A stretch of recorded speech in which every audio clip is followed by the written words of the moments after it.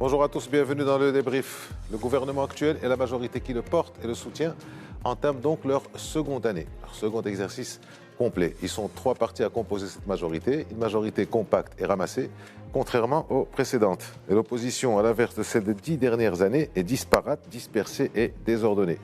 La majorité réunie autour du RNI aujourd'hui est d'autant plus forte qu'elle se prolonge dans les territoires, dans les régions, avec une égalité parfaite entre les 3 partis et dans les grandes villes. Cela implique des contraintes et des obligations, mais cela, il faut le dire, facilite aussi grandement la tâche de l'exécutif. Les attentes sont donc grandes, tant sur le plan politique que sur celui de la bonne marche des institutions.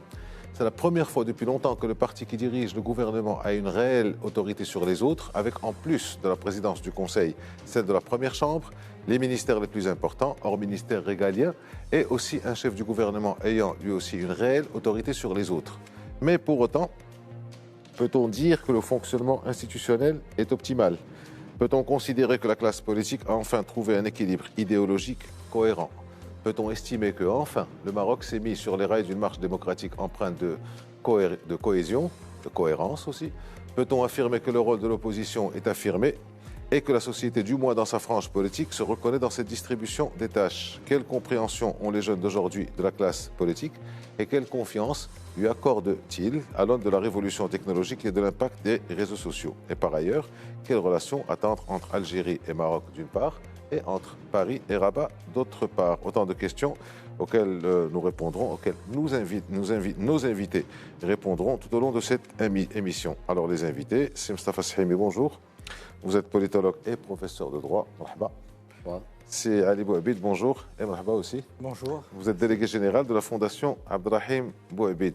Alors vous l'avez compris, la classe politique, la situation politique, la scène politique, d'une manière analytique. On va pas rentrer dans les détails des choses, mais on va un peu voir comment ça se passe cette fois par rapport aux autres législatures. Alors 3 partis qui forment la majorité, le RNI, le PAM et l'Istiqlal, et le reste de la dizaine de partis significatifs, on va les appeler comme ça, dans l'opposition. On commence par vous, Mustafa Sahimi. Quelle lecture faites-vous de cette architecture institutionnelle et politique aujourd'hui, bien entendu en comparaison aux autres? Il y a plusieurs niveaux d'analyse que je vous propose. D'abord, sur le plan arithmétique, nous avons une forte majorité de 273 membres, formés de 3 partis, RNI, PAM et Istiqlal, soit 75 sièges de plus que la majorité absolue au sein de la Chambre des représentants, qui est 198. Donc voilà un schéma intéressant où il y a une forte majorité. Maintenant, qu'est-ce que ça représente? Ça représente de nouveau la confusion qu'il y a à propos de la recomposition du système partisan, et ça remonte à un quart de siècle. Pourquoi? Je considère que c'est auparavant, dans les années 60, 70 et 80, etc., il y avait une bipolarisation, globalement, entre les partis issus du mouvement national, Istiqlal, UNFP, USFP, PPS, etc., et d'un autre côté, des partis dits administratifs, avec le RNI créé en octobre 1978 et qui, dans la législature 77-83, avait plus de la majorité absolue, c'est-à-dire 140 sièges. Donc c'était un schéma de bipolarisation qui a fonctionné. Ça a continué, mais ça a été cabossé, si je puis dire, et remis en cause avec le cabinet d'alternance. C'est le cabinet d'alternance qui a marqué une nouvelle séquence politique. Pourquoi? Parce que les partis du mouvement national que j'ai cités ont fait une alliance pour former la majorité avec des partis dits administratifs, notamment le RNI, le mouvement populaire. Et c'est à partir de là, je crois, qu'il y a une perception compliquée des clivages au sein du système partisan et de la vie politique, avec donc des formules variables. Nous en sommes là aujourd'hui, etc. C'est-à-dire qu'il y a des partis qui sont rentrés. L'USFP était rentré au gouvernement, elle est sortie, le PPS aussi, etc. L'Istiqlal, c'était la même chose, il était sorti, etc. Et nous avons une majorité donc, qui traduit le fait que les institutions vont fonctionner, puisqu'il y a une majorité, mais c'est pénalisant, si je puis dire, pour la visibilité, la lisibilité du système partisan et de la vie politique. question qui représente quoi? Quels sont les clivages? C'est une question peut-être sur laquelle nous allons revenir. On va revenir dessus tout au long de cette émission en rentrant un peu plus dans les détails. Ali Bouhabid, même question avec cette configuration qui effectivement peut prêter à confusion. Quelle lecture vous en faites? Donc un parti de l'ancienne Koutla qui se retrouve dans cette majorité avec deux partis dits administratifs comme dit Mustafa Sahimi. Comment vous voyez cette configuration? Moi je voudrais d'abord, je suis d'accord avec ce que dit Mustafa, effectivement, il y a eu une séquence où il y avait des clivages qui étaient relativement clairs et structurels de la vie politique. C'est très important en démocratie d'avoir des vrais clivages. Et que l'expérience d'alternance, évidemment, elle a brouillé un petit peu, elle a émoussé, elle a estompé ces clivages. Et aujourd'hui, on a un problème. C'est qu'on ne voit pas quels sont les clivages qui structurent le champ partisan. On va y revenir sans doute plus tôt, après. Maintenant, par rapport à cette architecture, elle a un caractère quand même inédit. D'abord, elle est optimale, entre guillemets, au sens où, avec ce mode de scrutin, on ne peut pas faire mieux. On ne peut pas avoir une majorité aussi ramassée pour dégager un gouvernement taillé pour l'action.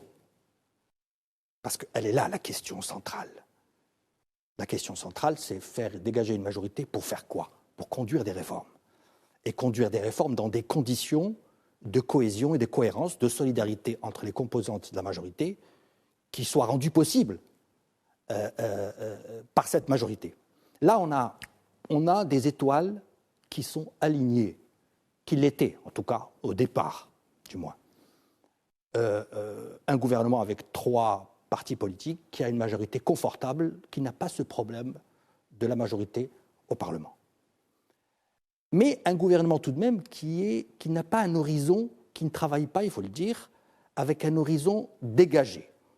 Ça, c'est aussi un phénomène très important et qui intervient et qui est quasiment inédit. On est dans une période, je pense que tout le monde le sait, dans une période de crise aiguë, très importante, au Maroc et dans le monde. Dans le monde. L'Europe, qui est notre principal partenaire, est en proie à des tensions et des secousses extrêmement importantes, dont on ne sait pas l'issue, dont on ne peut mesurer l'issue, dont on ne peut imaginer à l'instant où on parle l'issue. Ce dont on est certain, c'est que toute l'architecture de la sécurité collective en Europe va changer. Elle va changer et ça va avoir immanquablement des conséquences dans ses relations avec les pays du Sud. Ça, c'est un point fondamental. Ce que nous vivons aujourd'hui, c'est les effets mondialisés d'une guerre qui n'est pas encore mondiale. Et on les subit de manière frontale, et ça, c'est très, très important. Alors, tout ça, rapporté aux enjeux de la majorité actuelle, ça veut dire quoi? Ça veut dire que configuration optimale du point de vue du gouvernement, on attend. Les attentes, comme vous l'aviez dit dans votre introduction, les attentes sont démultipliées et sont encore plus fortes. Or, il se trouve qu'aujourd'hui, au jour où l'on parle, la volonté affichée par le gouvernement en termes d'orientation est là. Je ne discute pas du bien fondé ou pas, je discute de la capacité réformatrice. C'est elle qui m'intéresse. C'est à ce niveau que je place la discussion. Mais la conduite de ces réformes, la manière de les mettre en œuvre pose problème aujourd'hui au Maroc. Parce qu'il n'y a absolument rien de neuf. Il n'y a pas de leadership de rupture comme on l'attendait, comme pourrait le laisser suggérer la structure optimale dont je parle aujourd'hui, c'est-à-dire la configuration optimale. Il n'y a pas de leadership de rupture. Je ne vois pas. En tout cas, je n'en vois pas les signes. Par rapport, évidemment, aux précédentes expériences gouvernementales. Alors peut-être pour jouer sur les mots, Fukuyama parlait de la fin de l'histoire, on pourrait peut-être parler pour cette période-ci de la fin de la politique, ou du moins d'une sorte de suspension de la politique au sens moderne du terme. Alors on va faire un peu d'histoire, nous sommes en janvier, comme chacun sait ou comme chacun devrait savoir. Je ne dirais pas la fin de la politique, si tu permets, c'est Aziz. Ouais. Je dirais, et je pense que si Mustafa sera d'accord, la fin d'une certaine manière de faire de la politique. Nous avons vécu jusque-là avec une certaine manière de concevoir l'action politique qui a aujourd'hui profondément changé de par le profil de ce gouvernement, fut-il entre guillemets politique, et on peut y revenir ensuite, qu'est-ce que ça veut dire un gouvernement politique par rapport à un gouvernement qui ne le serait pas? Et c'est clair qu'aujourd'hui, de manière générale, pas simplement au gouvernement, dans l'opinion, la politique est appréhendée, l'action politique, et notamment l'action politique gouvernementale, est regardée et vue de manière différente de ce qu'elle a pu. Donc une forme de période charnière entre deux périodes politiques, avec peut-être une mutation de la société. Vous avez parlé de la guerre en Europe, de cette bascule sécuritaire géopolitique ou géostratégique en Europe. Peut-être que aussi, en y ajoutant une bascule ou une mutation de la société, on en parlera tout à l'heure, peut-être que ça peut expliquer notre manière de faire de la politique. Un commentaire, Moustapha Sahimi? Oui, pour nuancer peut-être ce qu'a dit c'est Ali Boabid, il y a un horizon. Il y a un horizon qui est fixé, ne serait-ce que le texte de référence du nouveau modèle de développement, qui fixe des axes stratégiques et qui définit en même temps les leviers de changement. Il y a un autre phénomène, c'est que depuis un quart de siècle, pratiquement, il y a eu une sorte de convergence des partis politiques, Koutla, des partis dits administratifs, vers des réformes prioritaires à faire. Je crois que tout le monde est d'accord aujourd'hui sur le fait qu'il y a des questions sociales, des questions économiques, des inégalités, l'école, l'habitat, etc. On se retrouve tous dans ce tronc commun. La difficulté qui se présente, et là où je rejoins ce qu'a dit Ali, c'est la capacité à mettre en œuvre ces axes-là et cette vision. Alors, qu'est-ce que nous avons dans le tableau? Nous avons des orientations royales, il faut bien le dire. Les grands chantiers, c'est le souverain qui définit, qui interpelle, qui fixe, qui contrôle, qui à l'occasion sanctionne, etc. Donc il y a des axes stratégiques. Parmi les axes stratégiques, les énergies renouvelables. Le souverain l'a annoncé, ce chantier-là, en 2009. Donc ça a pris du retard, mais maintenant ça s'accélère. Nous sommes à 38% d'énergie renouvelable, ça a été dit, etc. La difficulté, c'est la capacité des équipes en place à décliner des politiques publiques sectorielles. Nous avons connu des stratégies sectorielles. Elles ont épuisé leurs effets. Maintenant, il faut s'installer dans une approche globale. C'est la question et la difficulté de ce cabinet. Je finis, si vous me permettez. C'est le fait que pourquoi nous en sommes là? Parce qu'il y a eu une sorte de stérilisation de la politique et du politique dans le débat national. Et qu'une approche gestionnaire, dite technocratique, est mise en avant. Elle ne donne pas pour l'heure les résultats escomptés. Alors, avant de revenir à cette politique, de la manière dont vous la voyez, je sens que ce débat va être intéressant. Il a déjà commencé sur les chapeaux de roue. Un peu d'histoire, pour ceux qui ne le savent pas. Comme nous sommes en janvier, je le disais il y a un instant, c'est le manifeste, c'est le 11 janvier, la date.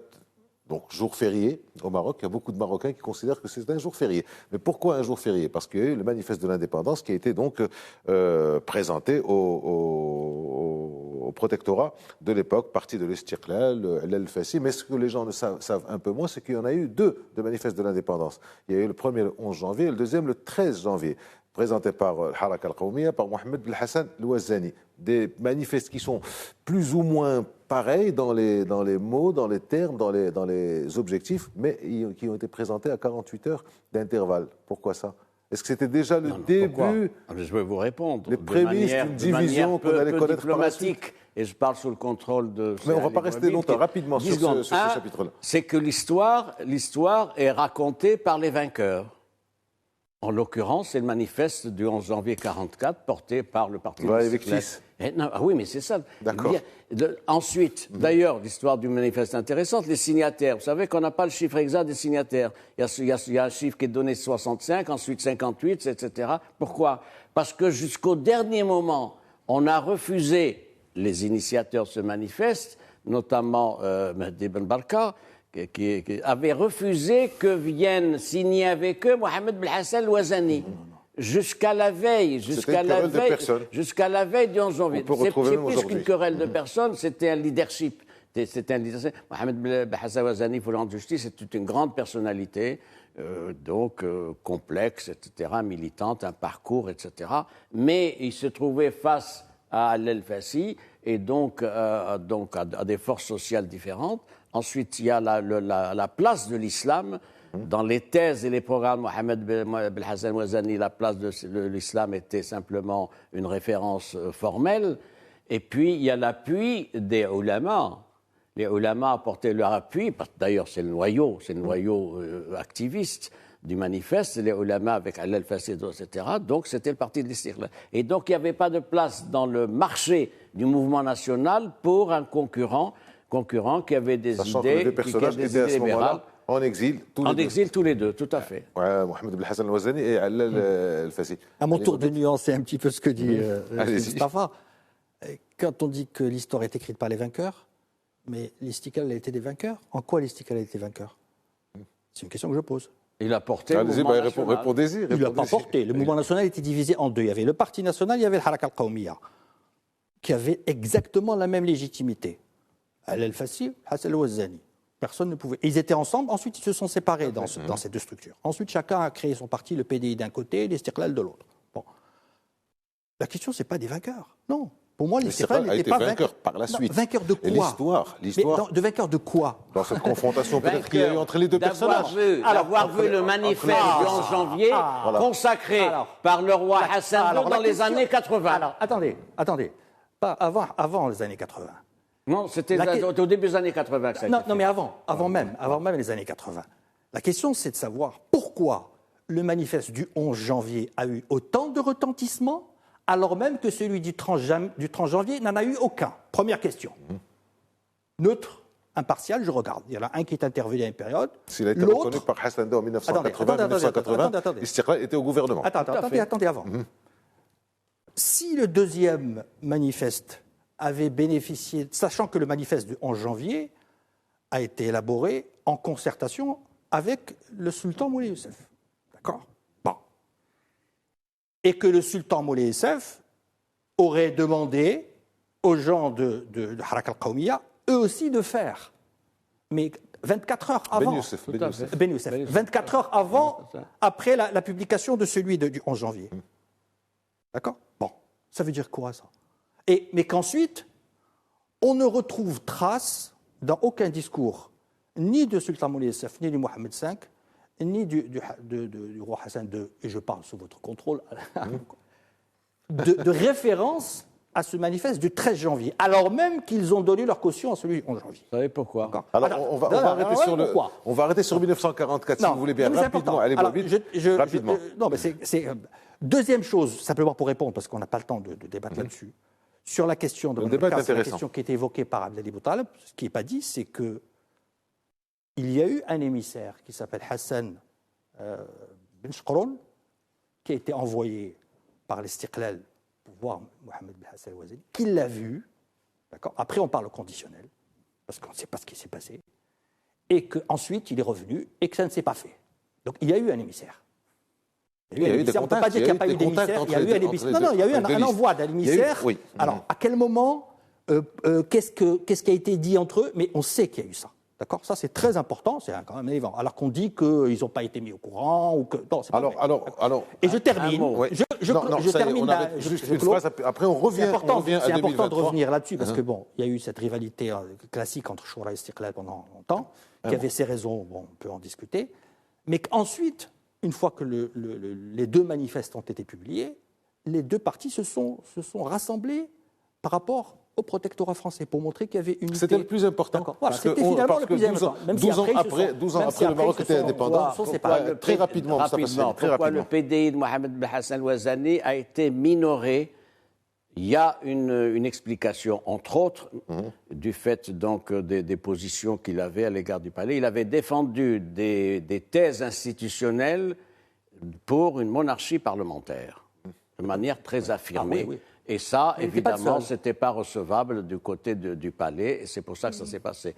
Mais de quel palais c'est Mustafa, la référence à la monarchie constitutionnelle, vous la retrouvez dans les discours du sultan Ben Youssef. Oui, mais c'était parlementaire. Les thèses de Mohamed Ben Hassan, c'était d'aller très loin, pratiquement d'avoir un régime parlementaire. Constitutionnelle. On va revenir. Très important, je termine vraiment là-dessus. On est sur une histoire de 80 ans. Je pense que c'est un sujet qu'il faudra Oui, mettre à très plat. intéressant, effectivement, comme débat pour les téléspectateurs et téléspectatrices. A tout de même pour comprendre. participé au premier gouvernement Oui. dont le prince Moulay Hassan était Premier ministre. Oui. Alors, promis, Ali Bouabi, Mustafa Sahimi, promis, on reviendra, on consacrera une émission sur ça, sur l'histoire, parce qu'on voit bien que le débat qui était déjà assez animé en 1944 l'est toujours en 2023. Parce qu'il y a des échos aujourd'hui encore, on peut le faire parler. Parce qu'il faut en parler.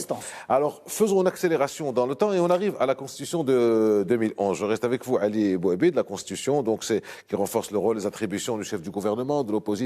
Il y a même l'article 69 qui parle de réserver, qui dispose de réserver la présidence d'une ou deux, dans une constitution, une ou deux, commissions permanentes à l'opposition. Est-ce que ça aurait pu conduire à une meilleure structuration de la scène politique, si on peut appeler ça une scène politique?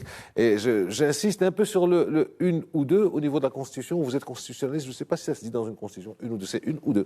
Enfin, à mon sens. Une ou deux. Une ou deux commissions permanentes à l'opposition. Dans le texte constitutionnel. Une ou deux. Ça fait un peu. D'accord. C'était pour négocier. Oui, mais c'est sorti dans la Constitution. Ah oui, mais ça donne une marge de négociation. D'accord. Mais enfin, suivant le comportement de l'opposition. Peut-être au niveau du règlement intérieur, mais pas de la Constitution. Votre avis là-dessus? À mon avis, c'est qu'il faut faire attention. Il faut pas. On n'est pas dans une configuration comme dans une démocratie classique où le fait d'ajouter une autre commission à l'opposition, ça va tout de suite la renforcer. Tout ça, ça ne marche pas comme ça encore au Maroc. Encore, je dis bien encore. On n'est pas encore. Enfin, à mon avis. Moi, sur cette Constitution, qu'est-ce que je constate aujourd'hui? Elle est mal aimée. On ne l'aime pas, cette Constitution. Je trouve elle est mal aimée ou mal appliquée? Non, mal aimée déjà.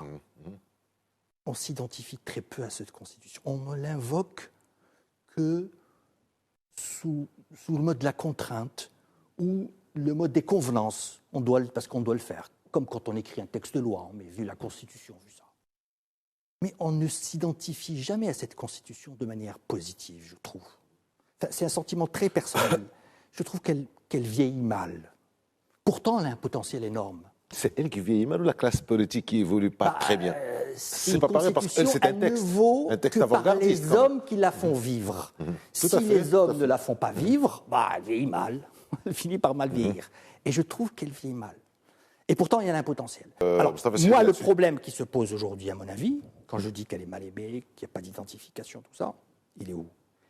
Il est que vous l'avez suggéré aussi, que le jeu politique qu'a engendré cette Constitution n'est pas parvenu, à ce jour, à trouver un point d'équilibre, d'accord, fonctionnel, d'accord, un point d'équilibre fonctionnel entre la délibération et la décision. Quand je parle d'un point d'équilibre, c'est quoi? Un point d'équilibre entre les deux faces ou les deux branches de l'exécutif gouvernemental et l'exécutif monarchique, on va dire, d'accord, pour résumer. Conseil de gouvernement, conseil des ministres. Voilà. Ensuite, au sein du gouvernement, entre le chef du gouvernement et les autres composants de la majorité, les autres ministres, l'équilibre, il n'est pas trouvé. D'accord ? C'est-à-dire, par exemple, la capacité d'affirmation de leadership du chef du gouvernement sur toutes les matières transversales. C'est tout à l'heure évoqué, par exemple, les politiques sectorielles. Par exemple, en termes de coordination, d'accord ? Est-ce qu'aujourd'hui, nous avons, par rapport aux expériences précédentes, des signes tangibles de l'affirmation de ces capacités à gouverner, à décider, à trancher par des arbitrages?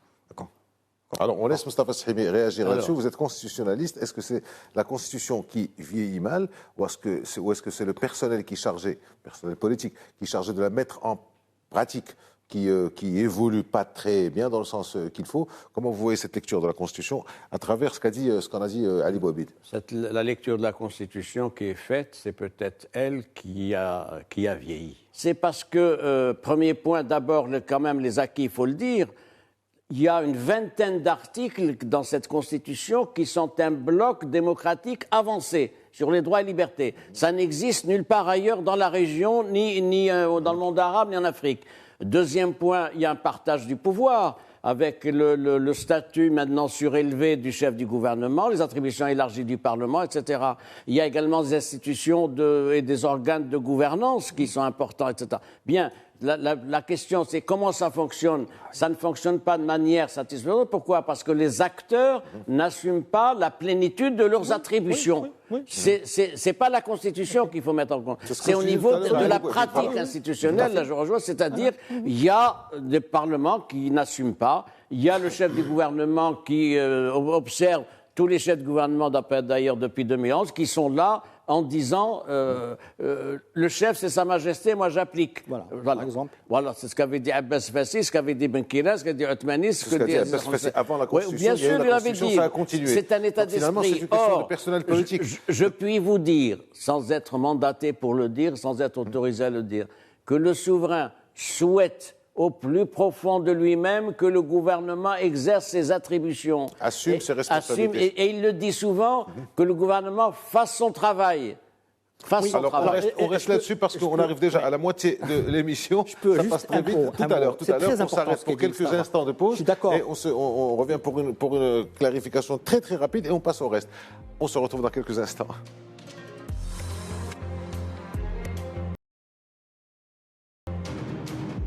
On démarre donc la deuxième partie du débrief consacré cette semaine donc à la situation, pas à la situation, mais à la classe politique, à la structuration politique, à la constitutionnalité de la politique dans notre pays. Et on en parle pour celles et ceux qui nous rejoignent, Mrahba, avec si Mustafa Shimi et si Ali Bouabid. On va revenir un peu à notre sujet qui est celui de justement cette classe politique et cette mise en pratique de l'esprit de la Constitution, au-delà de la lettre, de l'esprit de la Constitution. Alors je reste avec vous, Ali Bouabid, je vous voyais passionné, donc vous allez continuer de l'être. À ces élections de 2021, donc il y avait jusque-là, il y avait la Koutla, puis il y avait les gouvernements technocratiques, et puis il y a eu l'alternance, et puis il y a eu la Constitution, et puis il y a les deux gouvernements PJD, et puis il y a le RNI qui émerge. Le RNI qui émerge avec donc une confusion dans la lecture. Il est dans la majorité avec le parti de l'Istiqlal qui, lui, était dans l'opposition, qui se retrouve dans la majorité. L'USFP qui a été avec le PJD dans ses gouvernements, dans ses différents gouvernements, dans au moins un, se retrouve maintenant dans l'opposition. Est-ce que c'est cette confusion politique qui contribue justement à cette mauvaise lecture de la Constitution. Est-ce qu'on peut parler d'une confusion politique? Non, moi je ne crois pas que ce soit la cause. On a bien vu des gouvernements successifs se heurter au même problème. Enfin, se heurter. En tout cas, être confrontés aux mêmes difficultés sur le fonctionnement de la décision politique, on va dire, de la mécanique de la décision politique, comment elle s'organise, comment elle se prépare, quels sont les acteurs qui interviennent, à quelle séquence, à quel moment. Ça, c'est très important. C'est très, très important pour réussir les réformes. Quand on a un exécutif avec deux têtes, même s'il est asymétrique, d'accord ? C'est très important. Bon, il faut que le dialogue fonctionne, il faut que ça soit très fluide, chacun dans son rôle parfaitement, il n'y a pas de souci. Mais si on veut vraiment gouverner bien et vite, il faut que ça se fasse. Ça se fait partout dans le monde quand il y a des configurations comme ça. Chez nous, non. Parce qu'on a une façon de fonctionner qui est encore ancienne, qui n'est pas, à mon avis, en termes d'organisation, qui n'est pas calée sur les exigences de la Constitution et de la capacité et d'un Maroc qui réforme plus vite. Maintenant, la confusion dont vous parlez. Alors la confusion, en fait, c'est quoi? C'est un parti de l'Istiqlal qui est supposé, qui est conservateur, qui parfois, on le qualifie parfois aussi traditionnaliste. Vous avez un PAN qui est supposé être progressiste. Vous avez un RNI qui se définit comme étant social-démocrate. Mais ça, j'ai rapidement, comme ça on laisse Mustafa. Moi, je crains que ça ne soit, franchement, tout en respectant l'identité qu'a chacun des partis, d'accord, ou en tout cas l'identité affichée. D'accord, pas forcément assumé, mais parfois affiché. Je pense que c'est un exercice aujourd'hui de rationalisation a posteriori.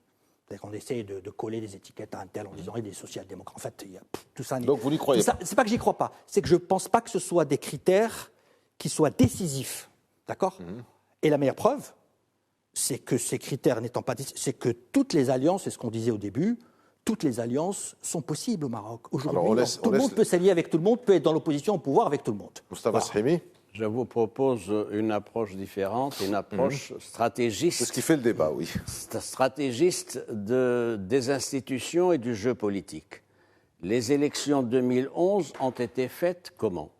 Quel objectif? Pour mettre fin à la séquence des deux gouvernements, le gouvernement sortant PJD et de Othmani, celui de Benker. Mettre fin à 10 ans de deux cabinets PJD. Et tout a été mis en place pour arriver à ce résultat. D'où d'ailleurs le mode de scrutin, on l'a vu, d'où la mobilisation exceptionnelle des moyens par le RNI, Le RNI était en campagne depuis 2007.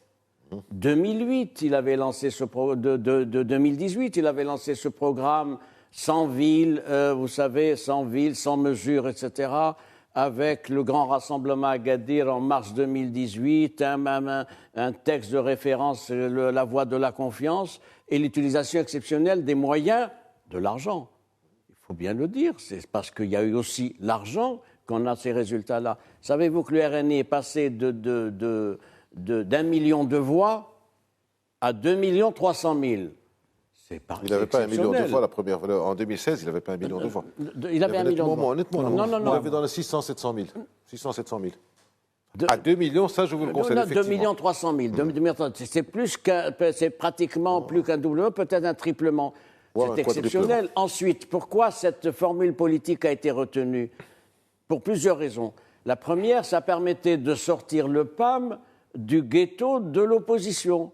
Le PAM a été créé en 2009, dans les conditions que vous savez, que je ne vais pas évoquer, et c'était un parti qui était mis sur pied avec une vocation gouvernementale affirmée. C'est ça le projet du PAM. Or, il y a eu, je vous donne un exemple, en juin 2009, il a été créé en février 2009. En juin 2009, le PAM, créé 5 mois auparavant, il arrive premier aux élections communales avec 21% des sièges et 21% des voix. C'est exceptionnel comme pouce électoral. Il y a eu le jeu des alliances. Non, il n'y avait pas d'alliance. Des ralliements, des récupérations. Ralliements. Moi, j'observe ce que me donne le marché électoral et politique. Voilà un parti créé en février 2009 qui, 5 mois après, il est premier en voix et en sièges.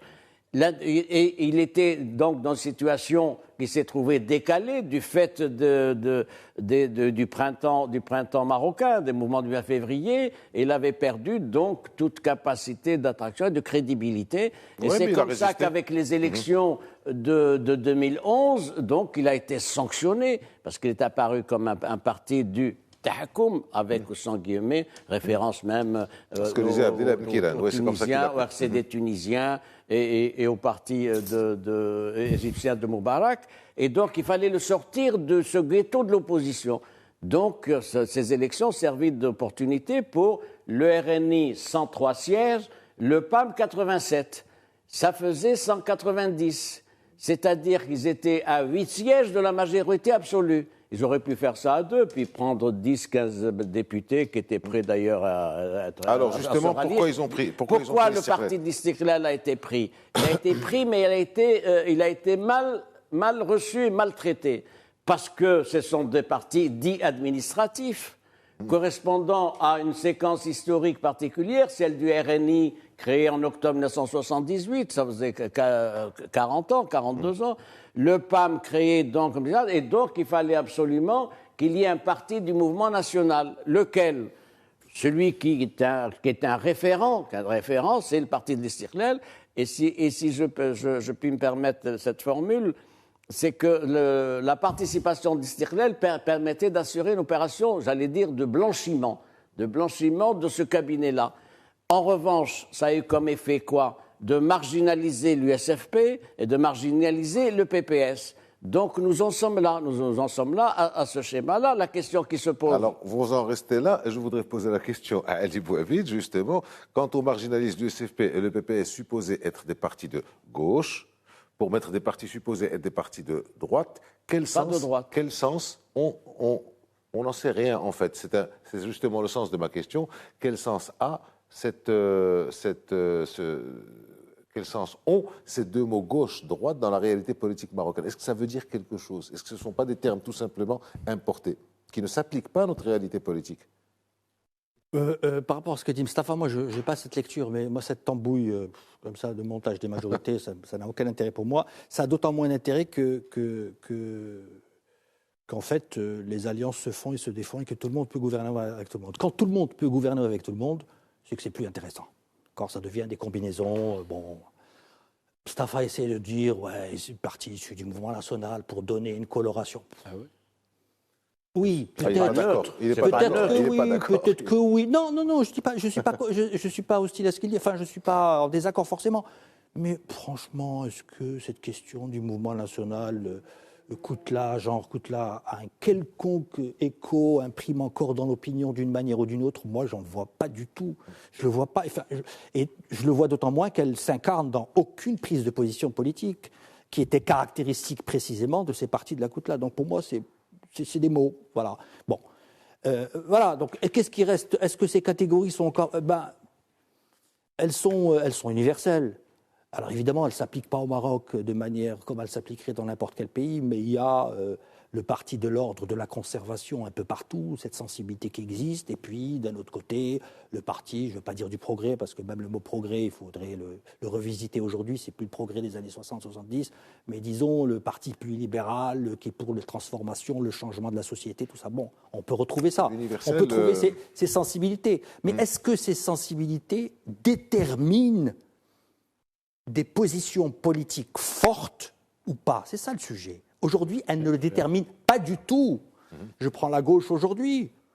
La gauche, normalement, elle devrait...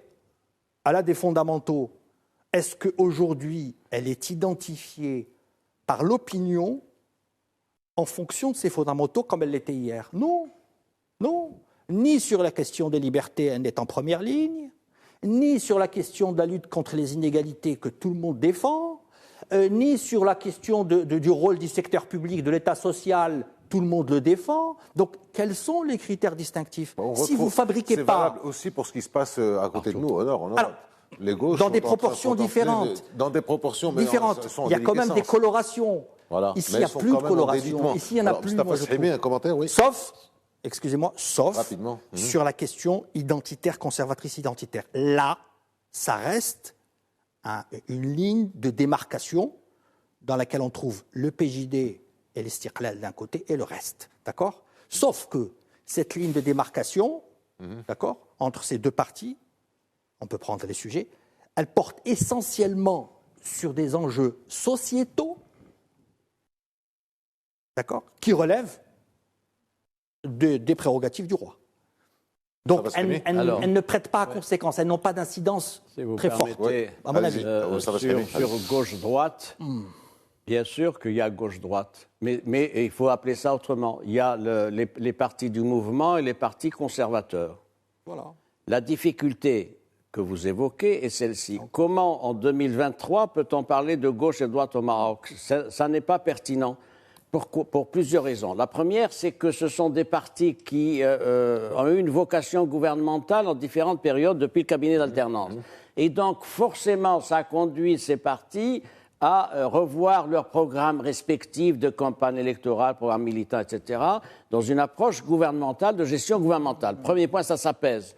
Deuxième point, c'est le fait qu'il y a une différence entre les positions des partis dits de gauche et les attentes de l'opinion publique. La difficulté pour des partis de gauche comme l'USFP et le PPS en particulier, c'est qu'ils ont été associés à différents cabinets et donc forcément ça pèse sur leur approche des réalités nationales. Mais l'attente de gauche est très forte au niveau des citoyens. C'est ce que j'appellerais le peuple de gauche. Le peuple de gauche au Maroc est majoritaire. Je ne peux pas le prouver, mais j'en suis sûr. Pourquoi? Parce que ce sont des attentes, des besoins d'égalité de chance, de formation, d'équité, de progrès social, etc. Et donc, la difficulté pour ces partis-là qui ont un statut gouvernemental, fussent-ils de gauche, c'est de répondre à ces attentes-là. D'où d'ailleurs la déception des électeurs. Chaque fois que les ministres SFP, PPS ou autres ont participé au gouvernement, quand ils font le bilan, eh bien évidemment, il y a beaucoup de sentiments mêlés à leur endroit et les électeurs les fuient. C'est la même chose qui s'est produite pour le PJD. Le PJD a échoué. Pourquoi? Parce qu'il portait des attentes qui n'ont pas été satisfaites. Là où le nœud est intéressant, c'est le clivage évoqué. Je ne parlais pas de clivage identitaire, mais vous l'avez dit, clivage sociétal. C'est-à-dire quel profil de société nous voulons. Et là, c'est un nouveau clivage qui rebondit dans le débat national. Sur quoi? sur la situation de la femme, sur la réforme du code pénal, sur la situation de la condition de la famille, sur l'égalité des chances. Il y a des réformes profondes qui, elles, vont repolariser les clivages. C'est d'ailleurs, c'est pas par hasard que le cabinet Othmani ne s'est pas attaché à la réforme du code pénal, à des réformes sociétales. Il a laissé ça de côté. C'est pas par hasard que ce gouvernement-ci manque de courage, à mon avis, pour que son action se déploie dans le champ sociétal, le champ des valeurs, le champ de l'identité. Ah ouais. C'est quoi l'identité marocaine aujourd'hui et dans un avenir Alors, on reste sur cette question, sur cette notion de peuple de gauche ou de peuple tout court. On a une jeunesse qui est ce qu'elle est. On a une bascule démographique, une transition démographique qui est ce qu'elle est. On a une classe politique, vous l'avez si admirablement exprimé tous les deux, qui est un petit peu en décalage par rapport aux préoccupations de la société, préoccupations qui deviennent transversales grâce à quoi? Grâce à la révolution, ce qu'on appelle la révolution numérique. Est-ce que vous ne pensez pas, je commence par vous, Ali Bouhabid, est-ce que vous ne pensez pas justement qu'il y a cette déconnexion de la jeunesse avec ses préoccupations, avec le fait qu'elle soit en contact entre elle, avec elle-même et avec les autres jeunesses des autres pays? Est-ce que vous ne pensez pas que cette révolution numérique est en train d'éloigner un peu, de désarticuler cette union qui pourrait y avoir, qui devrait y avoir entre une population majoritairement jeune et une classe politique qui réfléchit un peu à l'ancienne? Je ne sais pas. Je trouve d'abord que la classe politique, elle se renouvelle tout de même. Elle se renouvelle, sauf qu'elle ne fait pas de la politique de la même façon. Ce qui me paraît, moi, essentiel, ou ce qui me paraît, moi, la transformation la plus lourde, c'est d'abord, avant de parler de la question numérique, c'est les transformations sociodémographiques qu'a connues le Maroc. Le Maroc est soumis à un procès de sécularisation d'une puissance incroyable. On ne l'imagine pas, qui se mesure par les transformations des comportements, l'urbanisation, la taille de la famille. Tous ces enjeux sont en train de changer la société marocaine et donc le regard que les Marocains portent sur leur vie quotidienne, avec un espoir qui est celui de la classe moyenne, c'est de ceux qui veulent accéder à la classe moyenne, d'accéder à la société de consommation. Ça, c'est des éléments très, très importants qu'on doit pouvoir intégrer pour le meilleur et pour le pire. Alors, dans cette évolution du personnel politique, quand je disais qu'il y avait une manière différente, moi je pense qu'il y a une manière différente de faire de la politique qui a été d'une certaine manière contaminée par l'individualisation de la société. D'accord ? L'individualisation, elle a deux volets. Elle a un volet positif, un versant positif, d'accord, qui est l'affirmation de l'individu, de sa capacité à penser par lui-même, à réfléchir par lui-même, d'accord ? Ça, c'est le point positif. Le point négatif, c'est le fait que c'est d'abord l'égoïsme, c'est d'abord les intérêts privés qui priment l'intérêt collectif sur l'intérêt collectif. On est dans un schéma inverse de ce qu'était la politique chez nos parents et nos grands-parents. Chez nos parents et nos grands-parents, la politique était un devoir. On mettait le collectif, on parlait tout à l'heure de la génération du mouvement national, on mettait le collectif devant soi, d'accord ? C'était d'abord le collectif et on se sacrifiait, on allait jusqu'à se sacrifier sa vie, celle de ses enfants, pour le collectif. Aujourd'hui, on est dans une situation exactement opposée.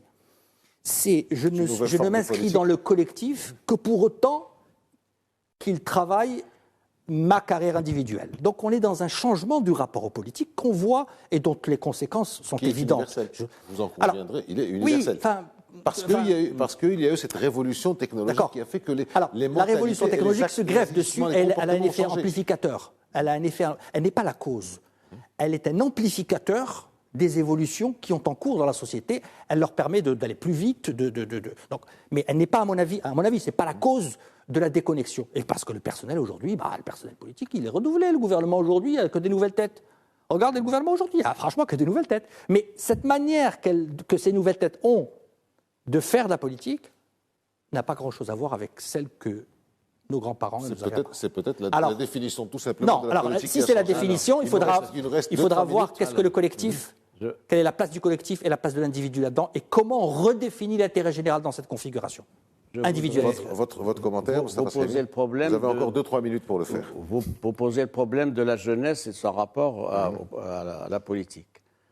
Il a continué en posant le problème de la définition de la politique. Je soutiens que la jeunesse, avec ses attentes, ses besoins, à laquelle j'ai fait référence, fait partie potentiellement du peuple de gauche. Potentiellement. Pourquoi potentiellement? Parce qu'il y a, vous savez, il y a une enquête du HCP. Général est de gauche. Oui, non. Il y a une enquête du HCP qui garde encore, même si elle date de quelques années, qui garde son actualité. Il y a 1% de jeunes qui sont encartés dans les partis politiques. Il y a 4% de jeunes qui sont dans les associations. Il y a 5% de jeunes qui sont dans les syndicats. Donc il y a là une situation telle qu'il y a un décrochage entre le cadre institué de militantisme, si vous voulez, et le cadre réel de vie de ces jeunes-là. Pourquoi? Parce que les offres des partis politiques ne sont plus adaptées. Quelles sont les offres des partis politiques? Moi, je vous invite, moi je l'ai fait avant de venir ici, consulter les sites des 34 partis politiques qu'il y a au Maroc. Il y a 17 sites qui sont fermés. Non, ils ne fonctionnent pas. Il y en a 3 ou 4 qui fonctionnent bien. Ils ouvrent vraiment avant les élections. Voilà. Bien. Deuxième point. Pourquoi ce phénomène de balkanisation? 34 partis, normalement, ça devrait élargir l'offre.